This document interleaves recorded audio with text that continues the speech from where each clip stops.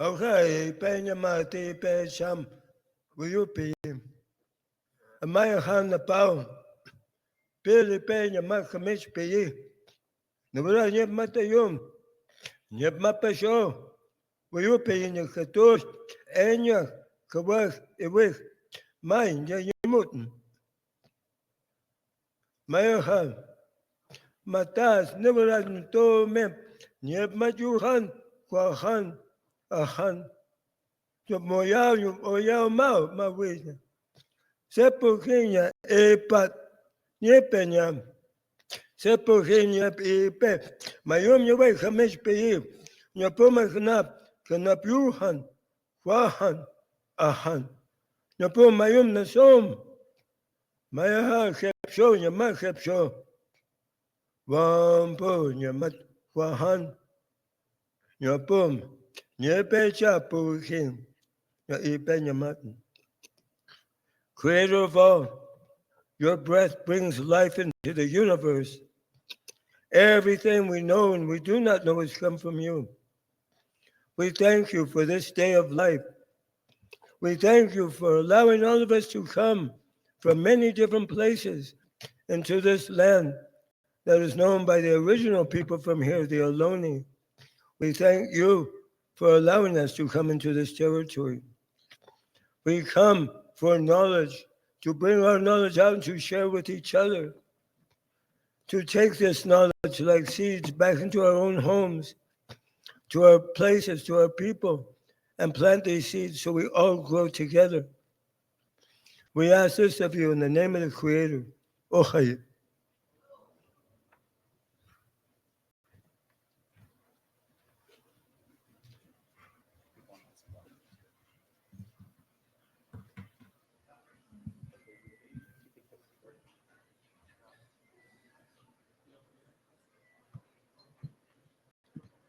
Thank you, Achima, Dr. Stan Rodriguez, for that wonderful blessing to get us started this morning. Umun emen, nemache kui anga nesun Achima achka echma umun tamal. Good morning, everyone. My name is Isabella Madrigal. I am an enrolled member of the Cahuilla Band of Indians and am of Turtle Mountain Ojibwe descent. I'm so honored to be here with all of you this morning. My words asked for my heart to be good and that we may live in peace with all the plant and animal relatives. Buju, Indinawe Mainganuk, Mino Gizigat, Sophia Madrigal Indishnakas, Ushme Indigo, Chippewa, Cahuilla, Wabazeshi Indota, Misquadeshi Waju, Indunjaba, Temecula Inda. Hello, it is a good day. My name is Sophia Madrigal, and my native name is Ushme. I am from the Cahuilla and Chippewa tribes, and I am thankful to be here. And I'm from Temecula. And we are part of the Luke Madrigal Indigenous Storytelling Nonprofit. We would like to begin and kick off this conference by thanking everyone for coming, both in person and virtually, to the Tribal EPA and US EPA Regional 9th Annual Conference. We would also like to acknowledge that the Hayes Mansion, where we currently are, occupies Moekma Ohlone land. I would now like to give a land acknowledgement. Land acknowledgements are important because a land acknowledgement is a way of showing respect and honoring Indigenous peoples in their homelands in the Moekma Ohlone area. Acknowledging the Indigenous peoples is a way of resisting erasures of our history. This allows us to work towards honoring these people and the truth and history of this land. We have the privilege of being on Moekma Ohlone people's land, and I would like to acknowledge their ancestors who were and are the caretakers of this land. I would also like to acknowledge the plant and animal relatives who have made this place their home. As people on this land, today we commit to respect and support the Moekma Ohlone peoples. The importance of land acknowledgement include the accountability for those who occupy the land and the process of learning the culture and history and unlearning biases and stereotypes, and the importance of Native perspectives in decision-making through years of oppression. We would now like to share a short video.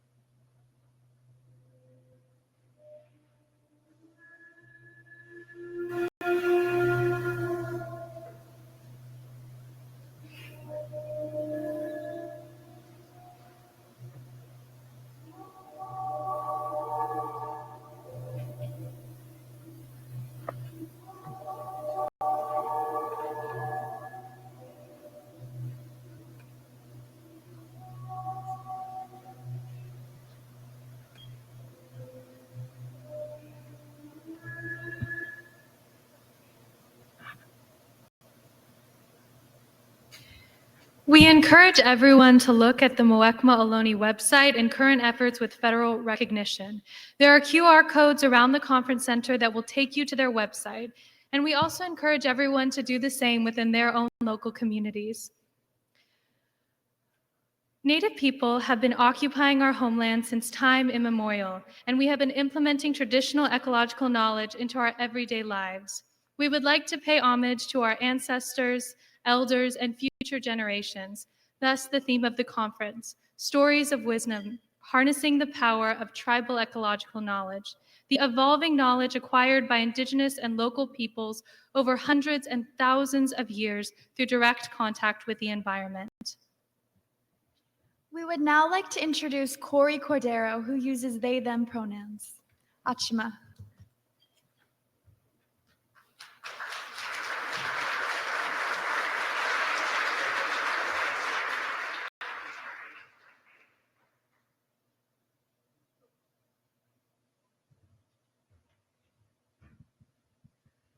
Good morning, everyone. My name is Corey Cordero, and I serve as the Senior Tribal Advisor to Regional Administrator Martha Guzman. My position is relatively new. I joined EPA last December, and it's an honor to have the opportunity to welcome you here this morning to the 32nd Annual Tribal and EPA Region 9 Conference. It's good to be here this morning in Ohlone territory. Thank you so much to the facilitators for that opening. My task this morning is to make sure that we all have a few moments to acknowledge all of the folks that helped make this week happen. First, I'd like to thank the Viejas Band of Kumeyaay Indians for co-sponsoring and co-coordinating this event. Specifically, thanks so much. If the Viejas folks who were coordinating this event, if you'd please stand if you're not already standing. So,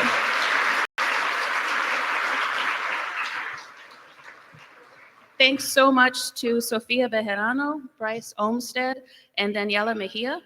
This is the second time that they have coordinated this conference. There are so many moving parts and so much work that went into getting to this moment. So thank you so much to that team. On behalf of EPA and my fellow conference attendees, thank you so much for all of your hard work. You've done an amazing job, and I'm really looking forward to the rest of the event. I'd also like to acknowledge Laura Ebert. Where's Laura? I know many of you know Laura Ebert. She's the director of Region 9's Environmental Justice, Community Engagement, and Environmental Review Division. In addition to being home to the GAP program and the RTOC coordination, her team is also responsible for EPA side of this conference. So thanks so much to our EPA conference coordinators. I see one of them in the room back there. It's Jeanette Sasic and Sophia Yusu. Jeanette and Sophia have been working in lockstep with the Viejas team and doing an incredible job at ensuring that the EPA was here and ready to make the most of all of our time together. So can we get another round of applause for the EPA coordinators?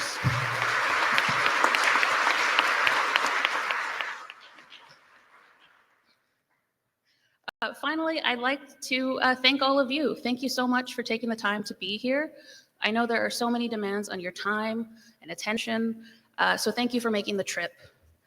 It's such a privilege to be here in person. So much learning and problem solving happens when we are in person together, over lunch, in the hallways, while we're waiting in line to get coffee. I encourage you to take this time to talk to each other, meet new people, and further develop the relationships that you've already built. I'm around all week. If you see me in the halls, please stop to say hi and chat. I'd love to hear from you.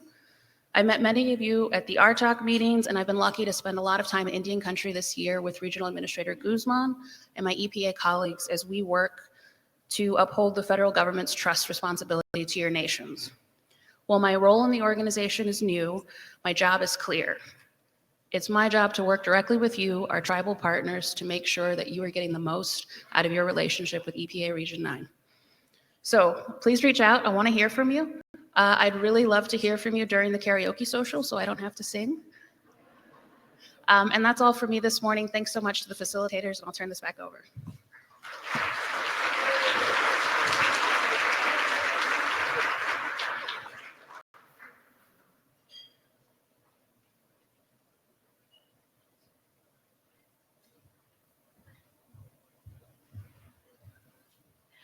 We would now like to introduce Martha Guzman, the EPA Regional Administrator for Region 9.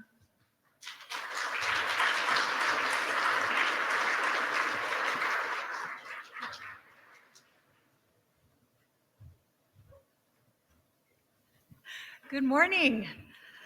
How's everybody doing? It's so wonderful to be here. I just love to look out to the sea of beautiful faces and a lot of brown faces. It just makes me incredibly happy. I just broke my ankle on Sunday, and I decided I'm not going to have surgery anytime soon, so I might as well come out.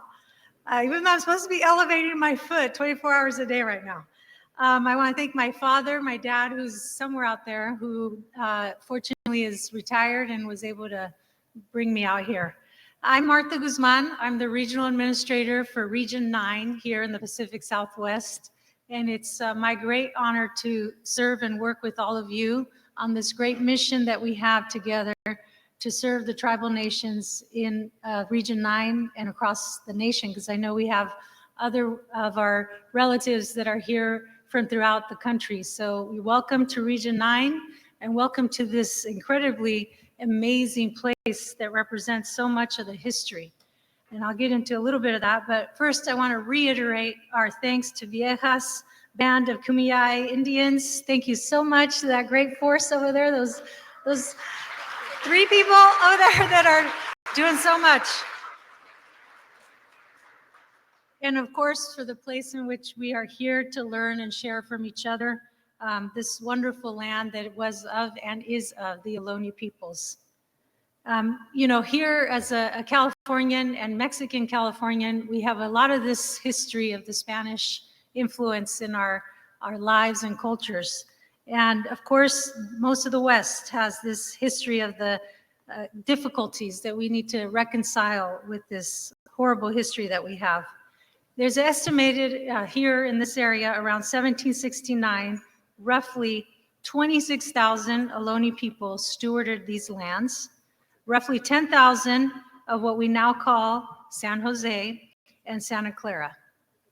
In 1777, just about 10 miles north of here, in Mission Santa Clara de Assisi, was established by the Franciscan order, and it was part of a chain of 21 Alta Californians missions. Actually, we just visited one of those missions in Baja California last year that was just outside of Loreto. So we know this history of colonization is heavy here in the West, and here in this place, it really represents some of that really tough history that we're reconciling all the harm to the original peoples, to think about how that population could have been in this place. And we honor them with the work today. We honor them with the work of this conference, particularly bringing up in this moment of opportunity the traditional ecological knowledge that we have. It's our great privilege to have the trust responsibility that we do at the Environmental Protection Agency, to work with our federally recognized tribes, but also want to highlight, as we know across all of our regions, that there are also non-recognized tribes and indigenous people, urban Indians, and everything that we have. And we're extremely fortunate, based on the Inflation Reduction Act, to have received a huge amount of funding that we'll talk about throughout the week. I just want to recognize an example of that funding here in the area to the Friendship House. How many of you are familiar with the Friendship House? It's an Association of American Indians in San Francisco. Any of you? See some of our folks, yeah. It was established in 1963. It started by a woman, an auntie called Helen, so it's referred to as Helen's House. Maybe you've heard of it there in that way. It's a gathering place, but it's so much more. And they received environmental justice funding just to start to get some of their vision built out. They're an incredible resource. They focus on rehabilitation for urban Indians and give them a place of ceremony, a place of healing. And why do I mention this? Because it's whenever I think about some of the traditional ecological practices, even in my culture, in much of the Mexican indigenous derived culture, it has to do with healing of the land, but also healing of the person. My mom uses a lot of native creams, for example, that are only possible through some of the traditional practices that have been carried through in her culture and our culture. So let me get back to our trust responsibilities and talking about the moment that I see that we're at here, not just in the region, but nationally as an agency. And we talk about this indigenous knowledge, this native science, the reality that a lot of these terms are really talking about us having a deference for the knowledge that has existed for millennia. I did want to just read what the Biden-Harris administration uses to acknowledge this science, this knowledge, and directed all of us as agencies to implement in our programs.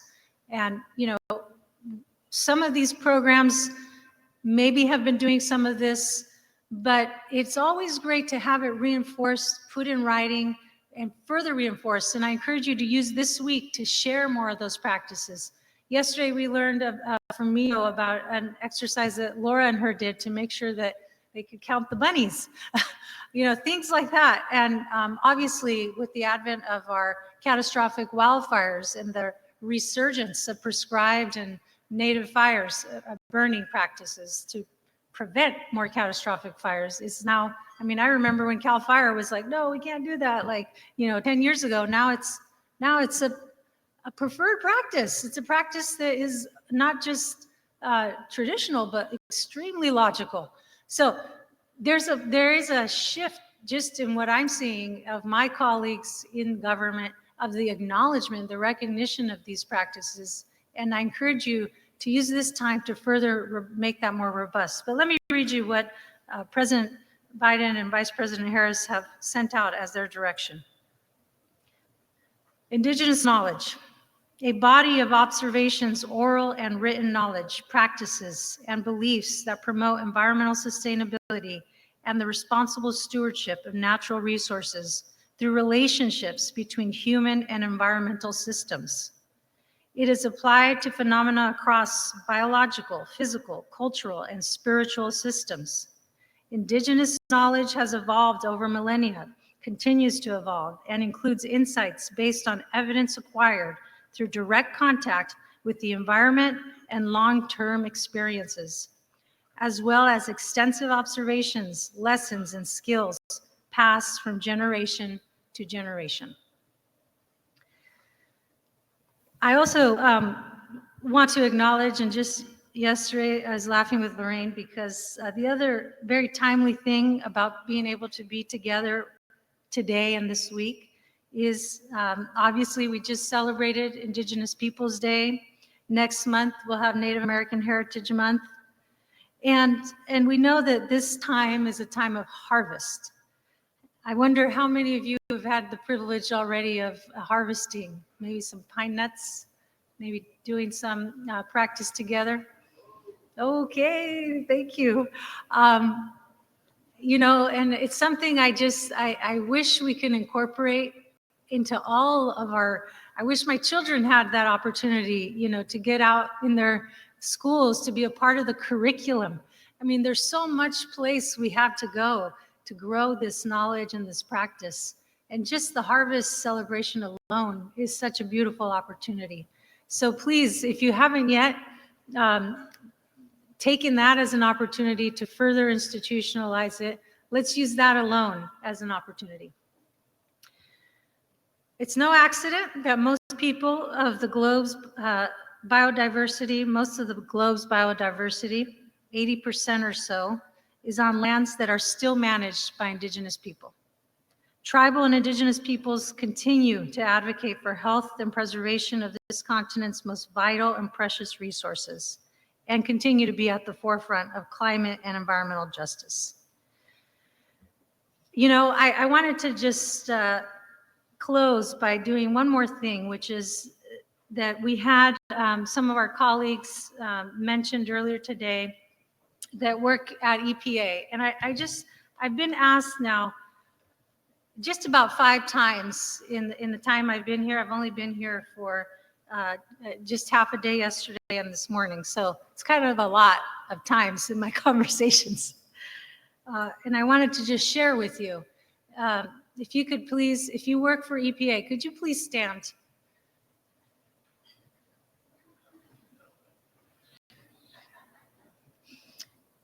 Okay. I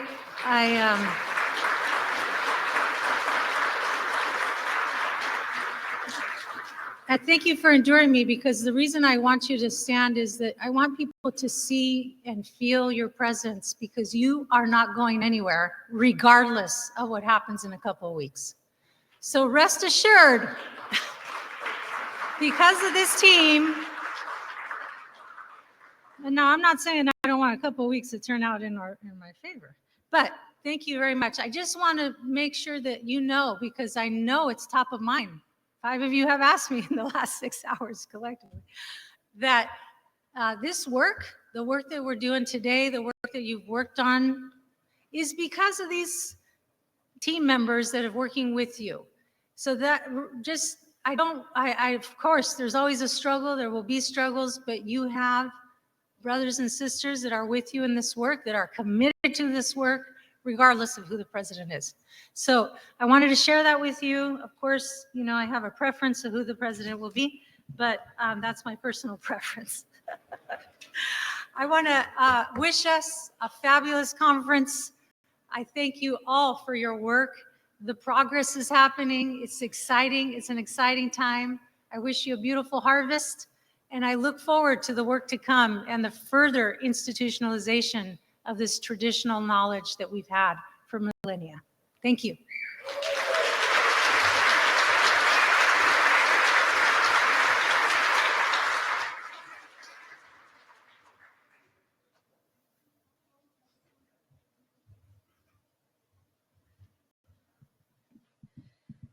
Thank you so much for that welcoming and honoring. And I now have the honor of introducing Stacey Montooth, a citizen of the Walker Paiute Nation and the Executive Director of the Nevada Department of Native American Affairs.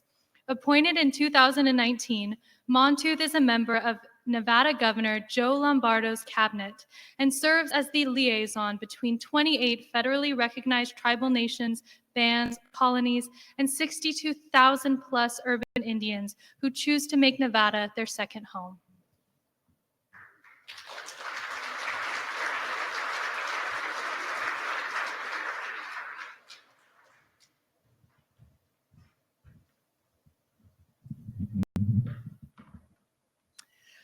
Humma, everyone. Aunties, can you hear me in the back? Good deal. As Isabella said, I'm Stacey Montooth.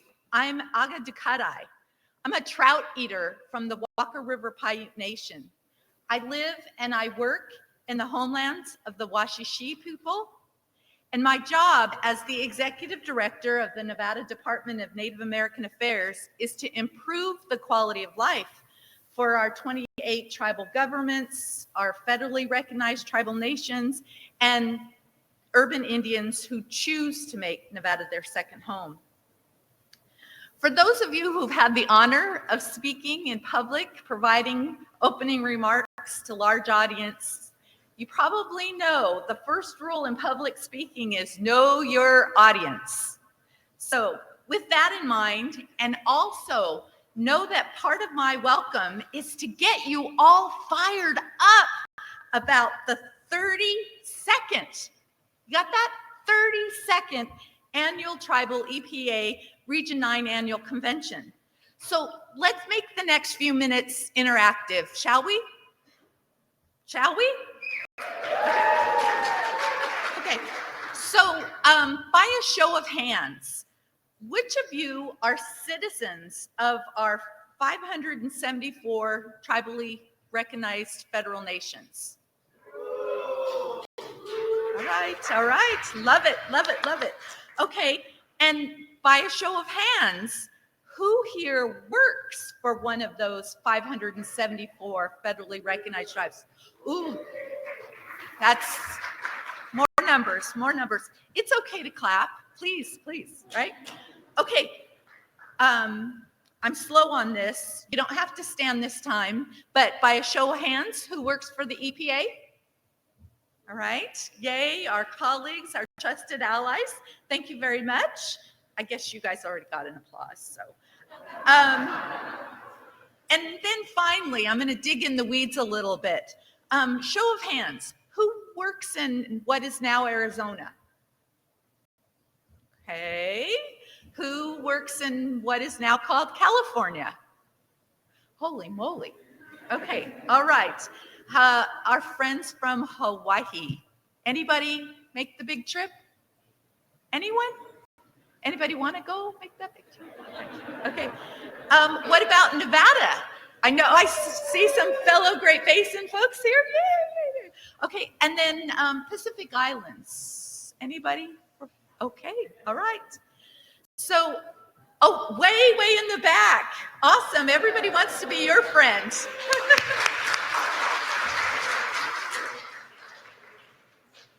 Okay, so at a conference as well organized and as high profile as today's, I think I'd like to suggest that you return home with at least three ideas, new approaches, something that you can implement in your everyday life, all right? Everyday routine.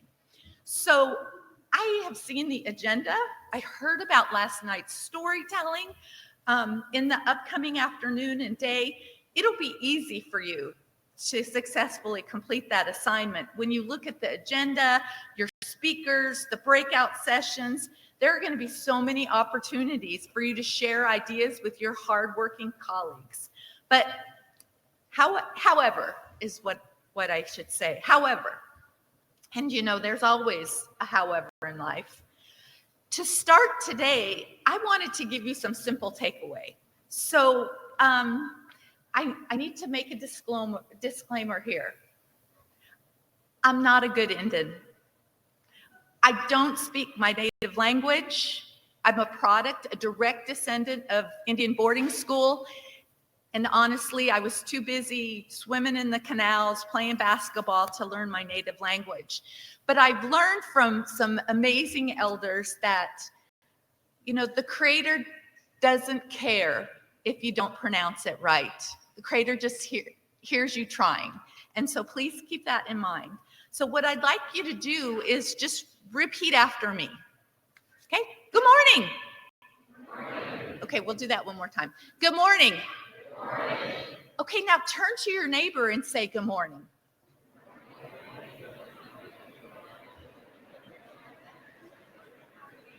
Okay, here's where it gets tricky, right? Your assignment. How about saying good morning in Paiute? Pisha awa mua. Pisha awa mua. Great, gosh, as intelligent as gorgeous faces. Awesome. Okay, now turn to your neighbor and say in Paiute, Pisha awa mua.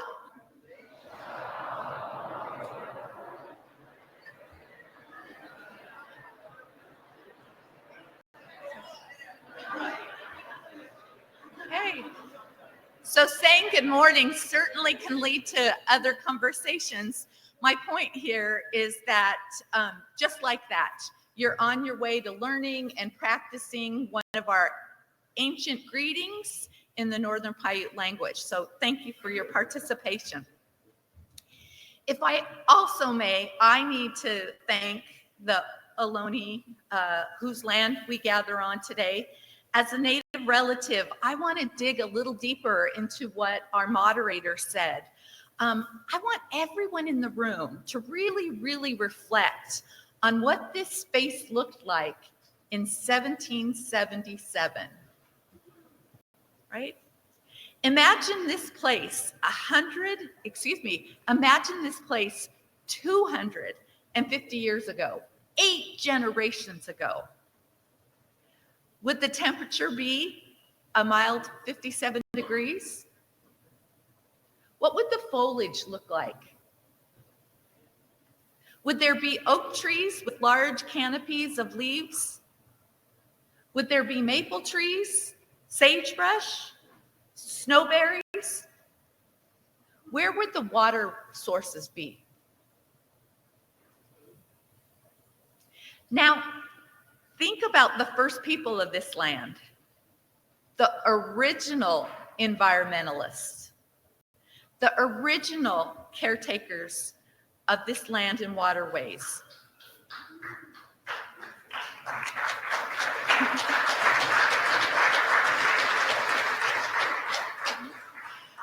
Would you consider the property on which you walked this morning to get to where you are now? Think of the very, very different lifestyles a century and a half ago. Please imagine the vibrant, the beautiful cultures celebrated and practiced by the indigenous people of what we now call California. Picture a world centered on Mother Earth, centered on cooperation, centered on the next 7 generations. So again, I'm going to dig further than our moderators. Right now, I ask everyone in this room to make a commitment to support your tribal communities in measurable, meaningful ways that lead to action. Today and every day, please ask yourself, how am I going to uplift Indigenous people? How are you going to uphold tribal sovereignty? It shouldn't be a surprise to anyone here that the mission of the EPA is to protect human health and the environment. It's really the same mission that the Native Americans have had since time began. Just like the EPA works to ensure that everyone has clean air, land, and water, so did and so does Indigenous leaders and government and communities and individuals in 2024. Do I need to tell you how fitting and how appropriate it is that your theme is stories of wisdom, harnessing the power of TEK? Fabulous, whoever came up with that.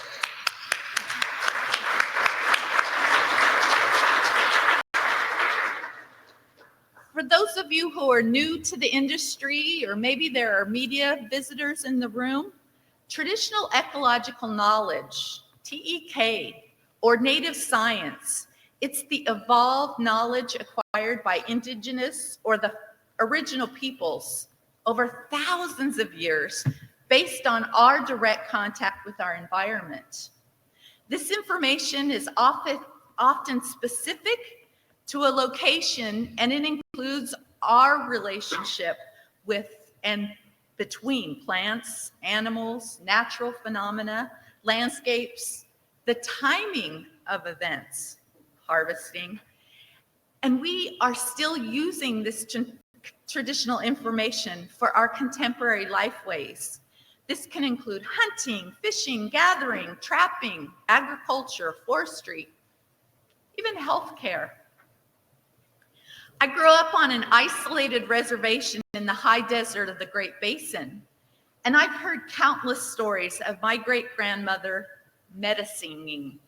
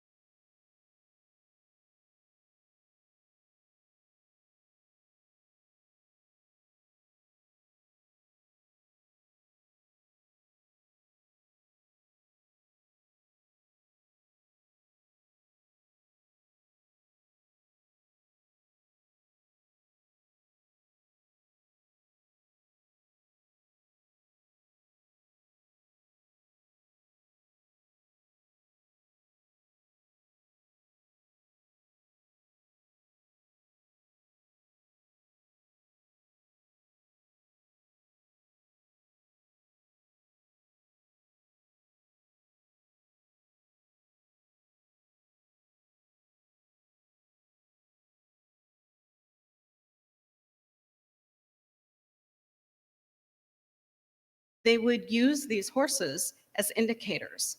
So they're like a keystone species. They would watch them to see when they would come down, and the people would know then they could go up because the horses would traverse and everything was dry up top. So they used these as an indicator. And these horses were as much of a TEK indicator as anything else was. So when they were removed, they didn't know when to go get their medicines. They didn't know when it was safe. They didn't know when to access those areas for ceremonial purposes. It was a really problematic aspect, and nobody has been listening. So keep in mind when you're putting things down on paper or reenacting policy or discussing policy, how does that affect? Take some of these things into consideration and talk with the tribe directly, because some of these are really big impacts. Next slide, please. Likewise, this was about jackrabbits. This is, again, in Nevada. I was told by an elder, we just can't have rabbits anymore. They're no good. They're gamey. And I was like, I don't understand what that means. So I kept asking, I'm like, tell me about the rabbits. Tell me about the rabbits. Tell me about the rabbits. So a bunch of the elders came together, and the elder women came together. And again, talking about the panels, they were like, those babies don't get blankets anymore. And I was like, tell me a little bit more about that. What do you mean? Because I'm not from here, right? There's a benefit to be even able to come into your communities and do research, because I can pull out the information that some of you just know, and it never gets said or never gets put down, and then it never gets considered. So research from an outsider that is a native person can often be beneficial. The thing was, these rabbits that are traditional food systems are not being taken in the area. Because of climate change, they're moving out of area where you don't have, or they didn't have treaty rights for. And so the people that could claim them, that could go hunt them, were only the more affluent in the tribe. They could pay for gas to go. They could pay for time off. They could, take a camper and go outside that area. They could pay for a state tag, kind of. But the other thing is, every baby used to get a rabbit skin blanket when it was born in the tribe. So it's stratifying the tribe for those who have, who are more affluent, and those who don't have. So they can't continue their practice of TEK, but also it's impacting their cultural knowledge through TEK. So some of these have really widespread impacts that aren't just ecological. And I really urge you to keep that in mind, because that was really distressing, that some of the people didn't have the resources to be able to go get them and have enough skins for their blankets that they wanted every child in the tribe to have. Next slide, please. And then up in our area, this is my tribe. This is a traditional salmon bake. And people look at that and they're like, oh, yum, that's fantastic. But they don't understand wood is a TEK aspect as well. If you don't bake it with the right wood, this wood is different from the stakes wood, is different from the planks wood. And it all comes together because the wood emits an oil, and then the smoke makes it taste a certain way. You have to use certain woods. And if you don't know that, your salmon isn't going to taste right. And trust me, when you make salmon the wrong way, you hear about it. Next slide, please. I don't do that because I was taught, and I was like, you need to, but I've heard other people. So keep in mind that true power in TEK comes from understanding and giving someone a voice. And that someone might not be human. That might be a bug. That might be soil. That might be the horses. And power does not come from exploiting solely to benefit yourself. Okay? TEK is used for the benefit of our peoples. And I have not met a tribal person or an indigenous person yet who doesn't understand that principle. Within that understanding is wisdom that is then applied. Again, Our wisdom of TEK is a verb. It's an action. It's a behavior. It's very, very active. Next slide, please. So Shua Shunula, if you have any questions, let me know. If you ever want to engage in research or have a consultation, get a hold of me. I'm very happy to do so. This is where you find me. I guess it's X now. I don't know. It's always going to be Twitter. It's always the Bluebird. Thank you so much.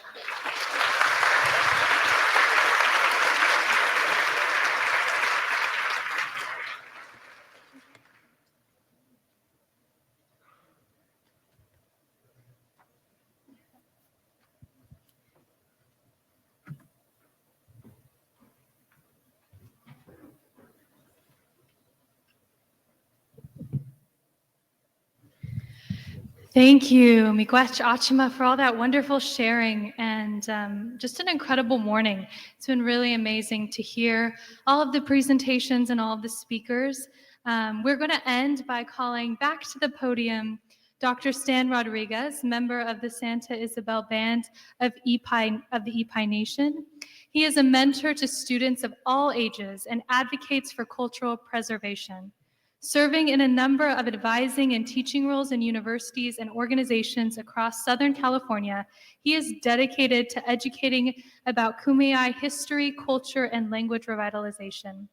Dr. Rodriguez was appointed to the California Native American Heritage Commission in 2021.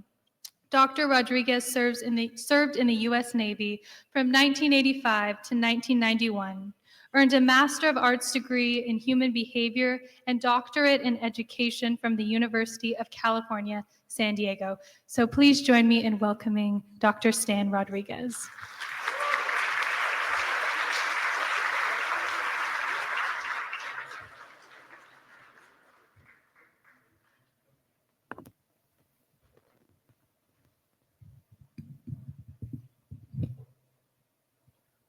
Can you all hear me? First of all, I just wanted to thank the speakers before and, all the knowledge and wisdom that you shared, things that you picked up, some of your experiences.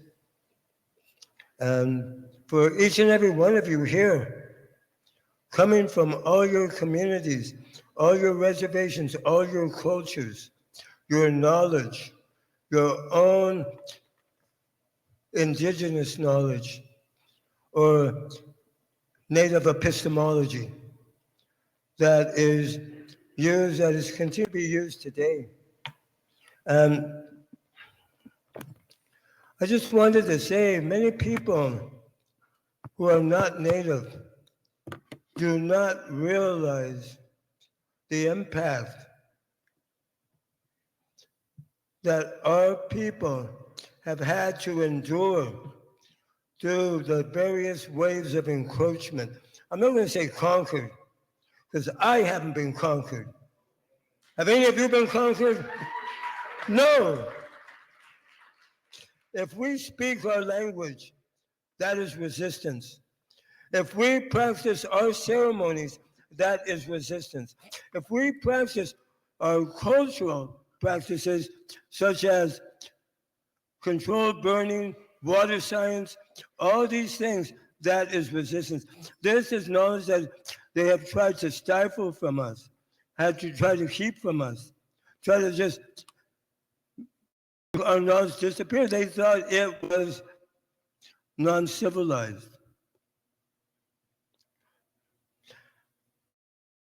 Speak about us in the past tense. The natives used to do this. The natives used to do that. How many of you ever heard that? How many of you used to harvest acorns? Anybody here? Few people. Yeah, we used to do that, and we're going to be doing it pretty soon, in about a couple more weeks. It's been done by our people since time immemorial. We are no strangers to climate change. We have village sites that are under the Pacific Ocean. We have fish trap sites that are in the desert. This is not our first rodeo. How many of you have heard your creation story or creation history?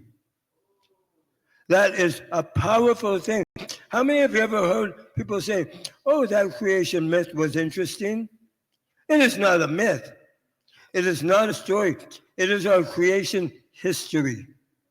And that history tells us who we are, why we, our place in the universe, and why we do what we do.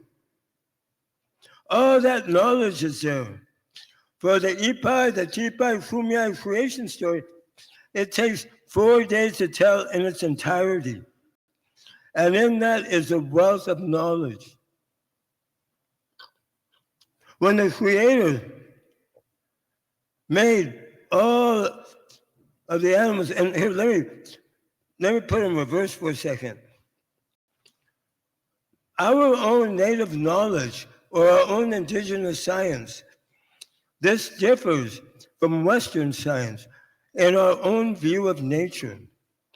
Western view of nature is everything except for humans. But for our people, we are part of that narrative. We're no different. We are a living being like the trees, like the fish, the birds, all of this. We are part of this. How many of you have heard that from people?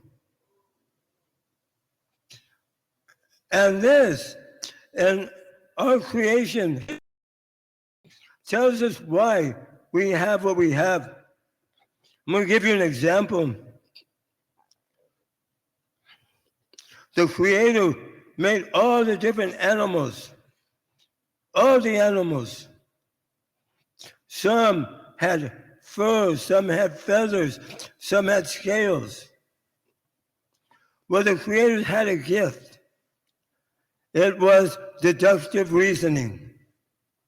The Creator was going to give it to one of the animals because this would be needed later on. Humans were not the first choice. They were going to give it to the grizzly bear. How many of you ever seen a grizzly bear before? Few of you have. What do they look like? Furry, fuzzy? Don't you want to just give them a big hug, scratch behind their ears until you go into their digestive tract? So that didn't work. So I want to use an example. You, young lady, come to me. Yes, come to me. Watch her. No pressure. Come. Come. Come on, come on. What do you see? You sound like a herd of gerbils. What do you see? A woman. Good answer. Okay. Look at her.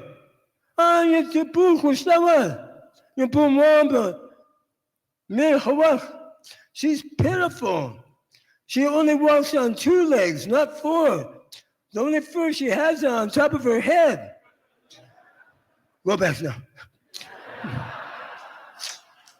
She walks slower. She runs slower. She gets cold real easy, hot real easy. They're pitiful. So we're going to give them the gift of deductive reasoning. So, boom, our ancestors received that gift. But with that gift comes a responsibility to our mother, to our relatives, all of our relatives. The bears, the fish, the birds, foxes, everybody is our relative. And this is why we're here. This is why our way of doing things is sustainable. Because we do not take everything.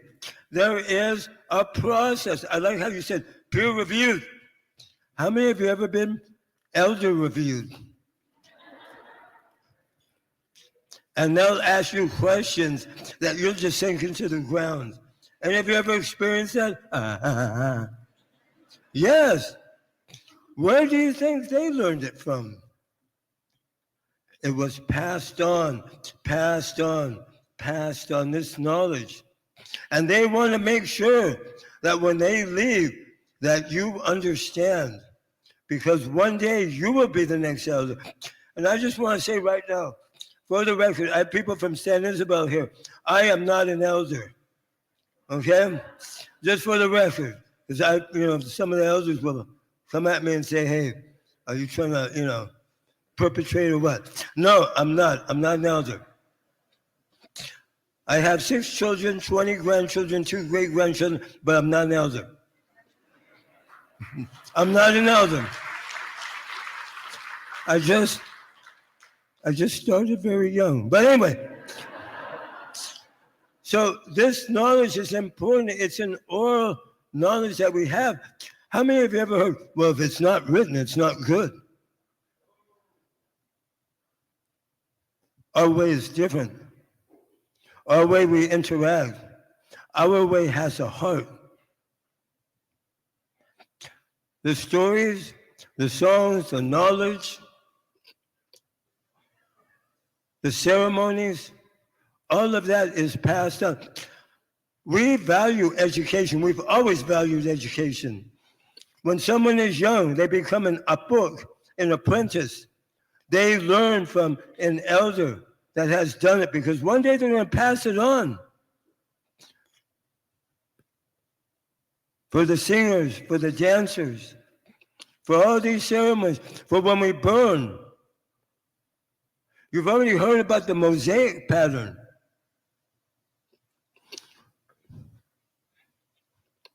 A lot of people say California first began in 1769. My answer to that is, let me do it again. No, our people have been here since time immemorial. People in Arizona, you've been there since time immemorial. Nevada, time immemorial. People from Oregon, time immemorial. I didn't forget you. Yeah. And we have that knowledge of the place. It's been passed on. We are part of the land. We're not different. We are part of it. And that's where we are coming from.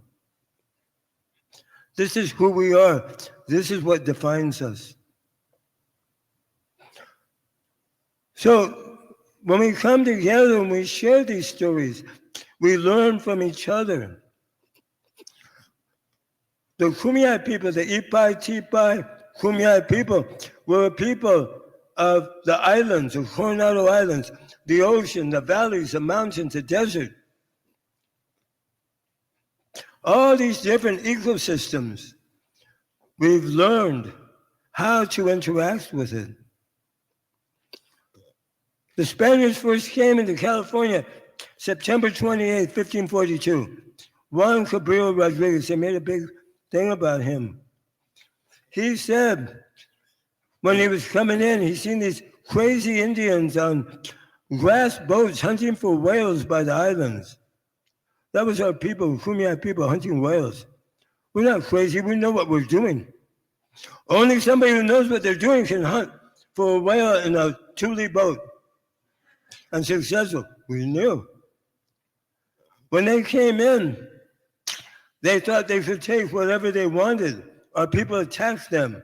They eventually left after 5 days. But they came back again, 1769. They said they could smell burning off the coast. Our people were practicing our traditional burns. They said, why are the people doing that? Why do you think our people do that? You all know this. Because using our fire science, it helps to balance the environment. Low-level burns keep the environment healthy. Duh, we've known that for thousands of years. So then they have Smokey the Bear saying, only you can stop forest fires. No, let us do what we do, and there won't be forest fires.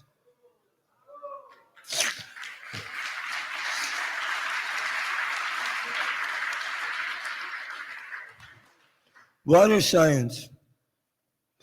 We're going to, what is that term that's making the rounds these days? Thank you. Climate change. Global warming. What happened? What happened to the riparian areas that our people used to tend? They were drained. They were drained in order to make farmland so that we can make this more productive.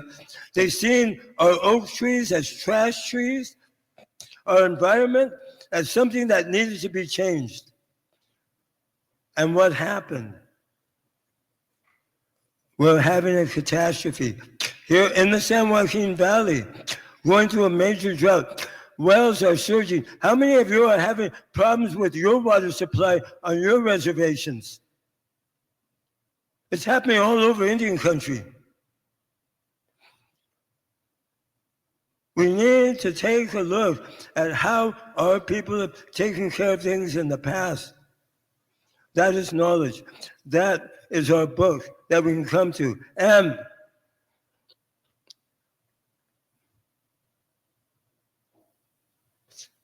acknowledging our elders, acknowledging the ones who want to pass the knowledge to the people. The people who have taught me, I learned from a number of different people, and most of them are gone. Most of them are gone.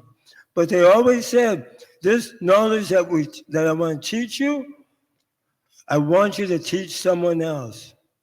I want another person to learn, because knowledge without sharing is not really knowledge. And we need to remember that we need to pass that on. Now, Sophia, you're looking at me like, I have 1 minute left? She wasn't holding that finger. But anyway, and the importance of this knowledge. Can I share a quick Stanley story? All right. Back in 2007, I was diagnosed with stage 4 cancer. And the doctor who told me, he said, there's no stage 5 cancer. Stage 4, I give you about 3 months to live. First thing I said was Ucha. And Ucha in EPA translates, what the? So I went, and they said, even if I took well to the treatment, I may have a 20 to 25% chance of living. This was in 2007. So, Akwisiai, an Indian doctor, remember Jane Dumas? She said, let me help you. And she got the plant medicines. She told me, it's coming from you, it's growing, but it wants to kill you. And this medicine we're going to give you, it'll weaken it. But after 7 days, it's going to get used to it.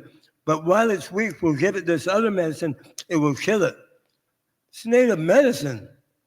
She knew exactly what she was doing. She was monitoring me. And I had other ceremonies done. I took that medicine. Well, I went through my treatment, and the doctor who gave me that doom and gloom prophecy, I got to see him every year for 10 years. The last year he said, Mr. Rodriguez, I don't even know why you're alive. And I looked at him, I said, it's because you practice medicine. So I really wanted to give him a peace sign, but only one finger came up. I'm sorry, it happens. I used to be in the Navy. I don't know, maybe I picked it up over there. But the last thing I'm going to say before I shut my snoot, because Sophia's saying, shut up, Stan, get down, sit down, is, and,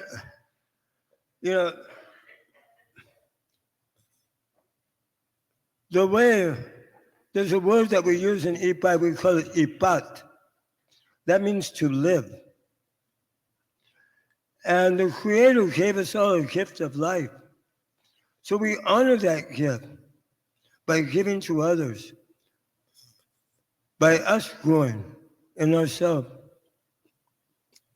It is said that the Kumeyaay culture, the Ipai Tipai culture. Everything that we have was like a big askai, a huge clay pot that due to how many levels of encroachment have we experienced here in California? How many levels? How many waves? Somebody say 2. Huh? Too many. Yes, it is. Every day. 4 waves of encroachment: Spanish, Mexican, Russian, and American. But through these waves of encroachment, they picked up that clay pot that has who we are, our culture, our spirituality, our native knowledge, and crashed it on a huge boulder. But every village, every community, every people has a piece of that. How many of you ever worked with pottery? Anybody here? Few of you have. One time I was making a pot, and one of my elders was watching. And I put the pot in the fire, it exploded. I said, shh, that was a waste.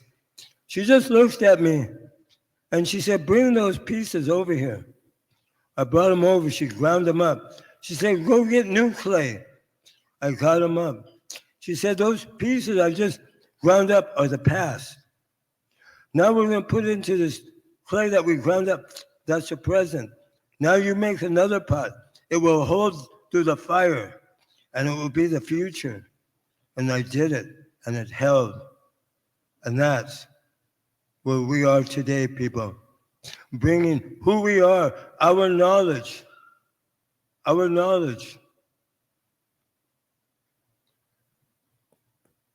for the survival of all of us, for the survival of this earth, because the earth is our mother. And we take care of our mother. But if we don't take care of our mother, then we become like an infection. And what happens when we get infected? Good answer. We get a fever. We get a fever. What do you think is happening? But we can help take care of them. We can help our mother. And then we all benefit. So thank you very much.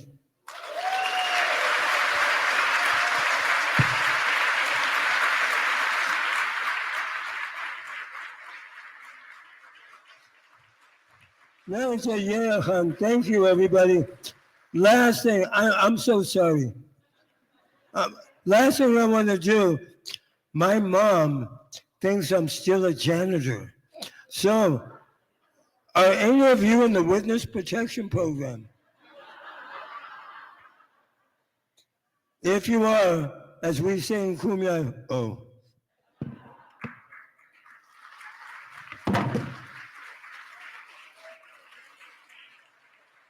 Thank you.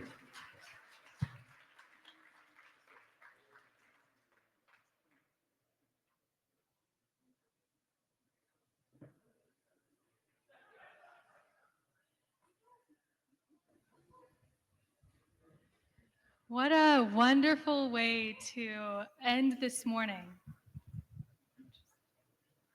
Yes, thank you so much. And now we would like to play a quick video from Arizona Governor Katie Hobbs.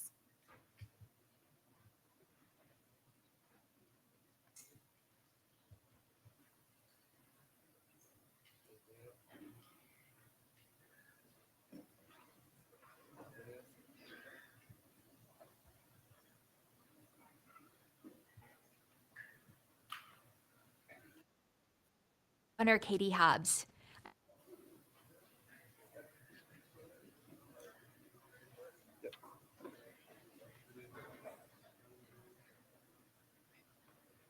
It's Arizona Governor Katie Hobbs. I'm grateful to have this opportunity to share with you some of the exciting things we're doing in Arizona to strengthen sustainability efforts and continue to be responsible stewards of the land we are fortunate to live on. As governor, this is a responsibility I take very seriously, and I recognize that real change does not happen without partnership and collaboration.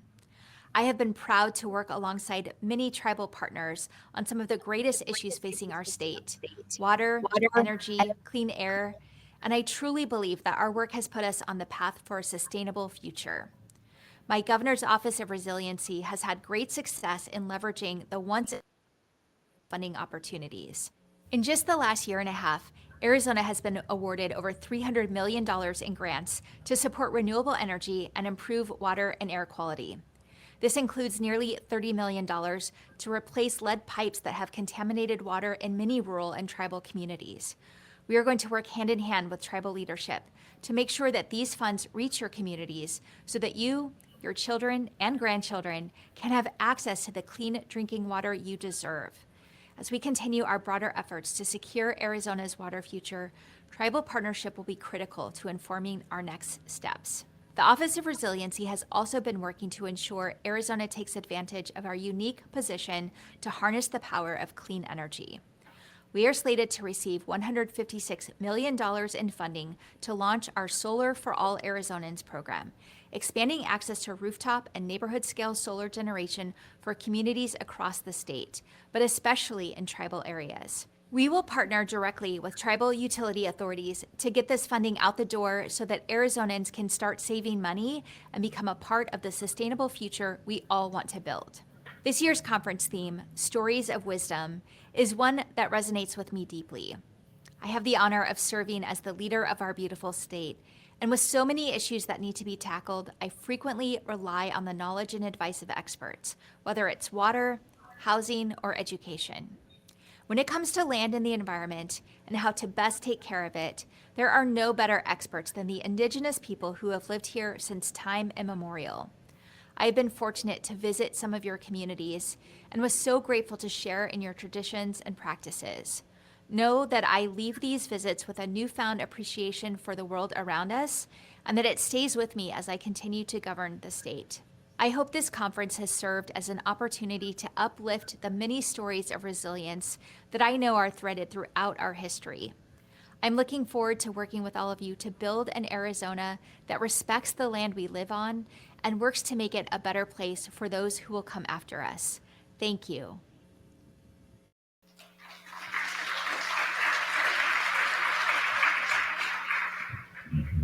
So to close us out this morning, we would like to say thank you so much to our incredible speakers who have come today and shared their stories and their knowledge. We have learned from so many communities and tribal nations today. And last night, the Luke Madrigal Indigenous Storytelling nonprofit did a performance, and after we were gifted some incredible salmon.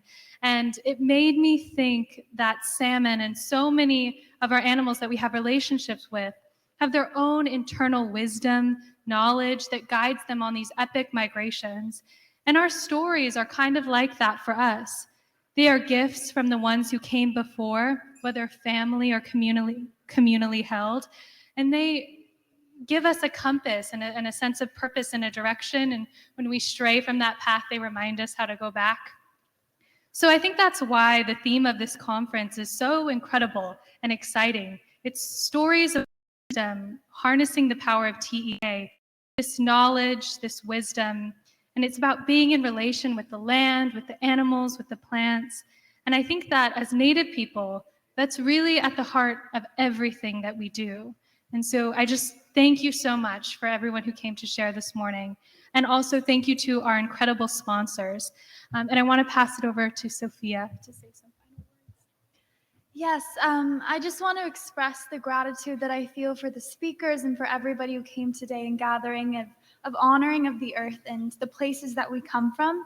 Like my sister was saying, we were gifted salmon yesterday, and I was reminded of the immense gratitude that I feel for the fish and how they choose to include us in their sacred ritual and to feed us and to love us. And in turn, the reciprocity and the gratitude that we as Native people feel. And so I just want to take a moment of remembering that and honoring this world that we live in, which loves us back in return. So if we can now take a moment of silence for those who have passed on, and to honor that, we can do that now.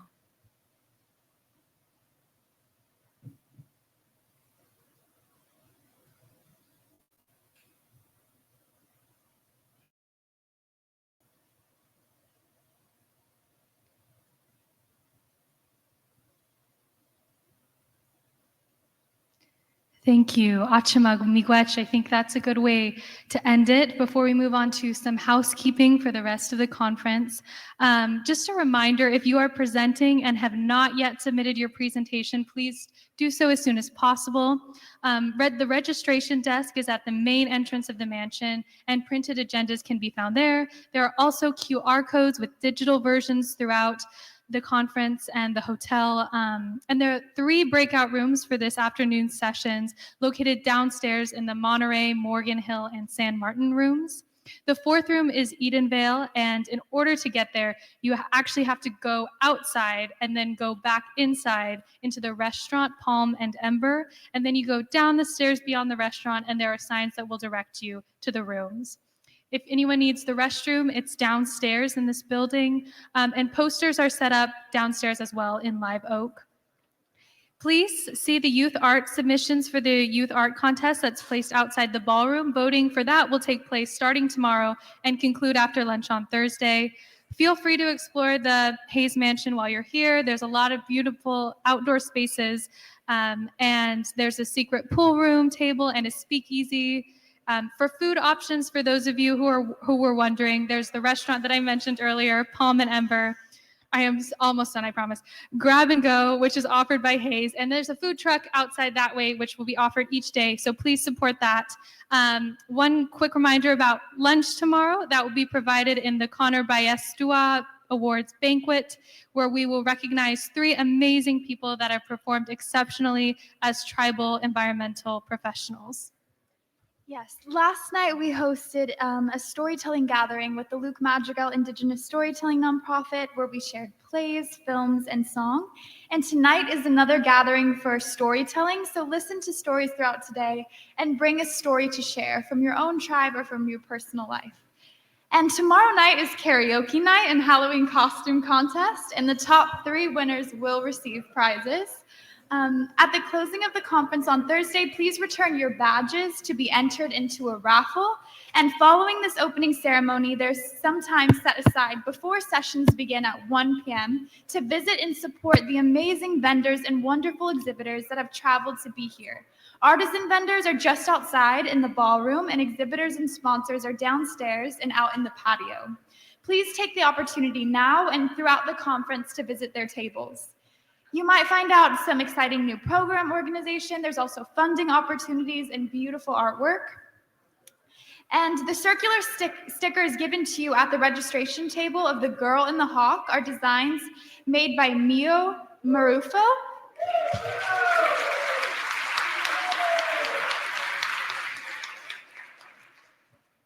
Of Eastern Pomo from the Center Lake Basin. So please enjoy all the food there. And thank you so much, Ashima. Thank you.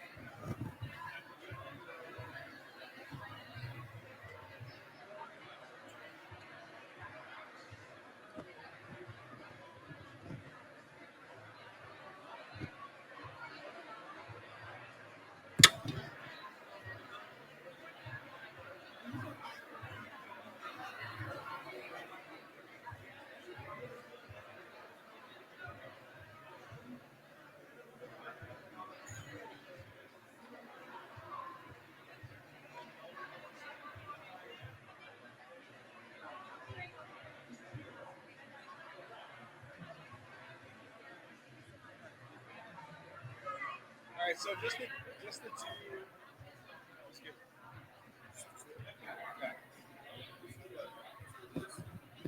So, sorry, just the 4-pack for up here is good.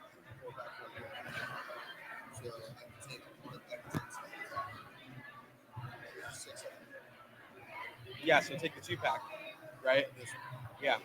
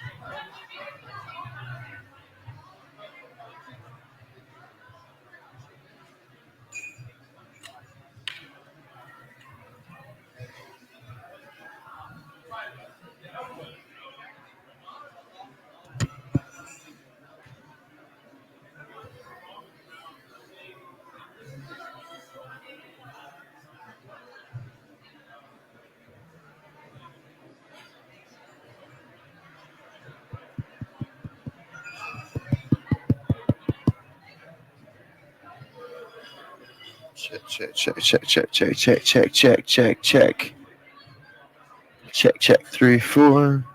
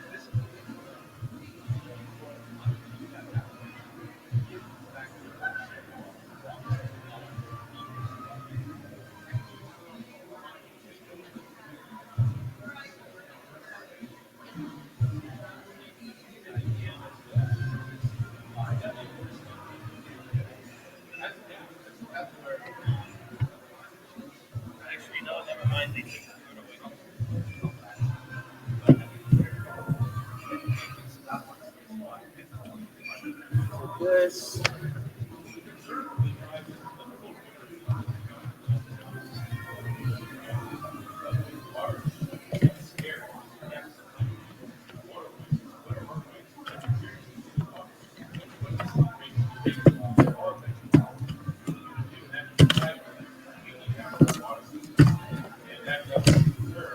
Take this and grab a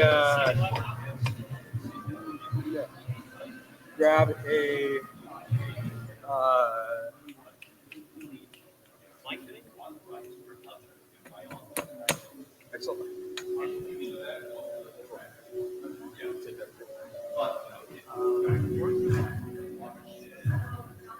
It's to plug into